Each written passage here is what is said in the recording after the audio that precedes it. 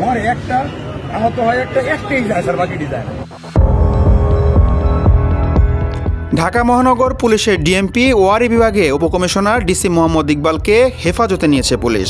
সোমবার 19 আগস্ট সন্ধ্যায় নরসিংদীর অবস্থিত নিজ বাড়ি থেকে তুলে নেওয়া হয় তাকে। তিনি এখন ডিএমপি ডিবি হেফাজতে আছে বলে একটি সূত্রে জানা গেছে। পুলিশের গোয়েন্দা শাখার ডিবি একটি সূত্র বিষয়টি নিশ্চিত করেছেন।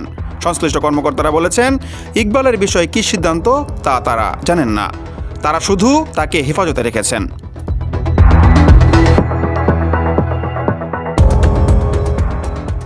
কোটা সংস্কার আন্দোলনকে ঘিরে শিক্ষার্থীসহ আন্দোলনকারীদের গুলি করেছে পুলিশ।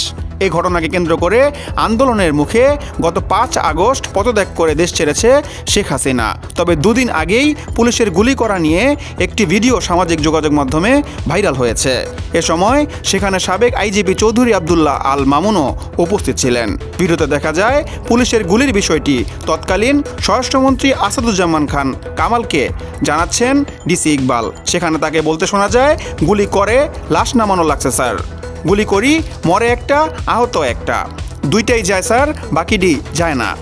এইটাই হলো স্যার আমাদের সবচেয়ে বড় আতঙ্কের এবং দুশ্চিন্তার বিষয়। মরে একটা, আহত হয় একটা, একটাই যায় স্যার, বাকিটি যায় না। এটি হলো স্যার সবচেয়ে বড় আতঙ্কের এবং দুশ্চিন্তার বিষয়।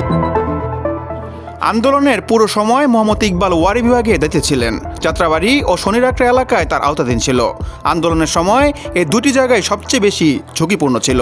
আন্দোলনের মোট নিহতদের সংখ্যা বিশ্লেষণ করে দেখা যায়, ঢাকার আন্দোলনের সবচেয়ে বেশি সংখ্যক পুলিশ ও জনতা হতাহত হয়েছেন যাত্রাবাড়ি ও শনিরাকড়া এলাকায়।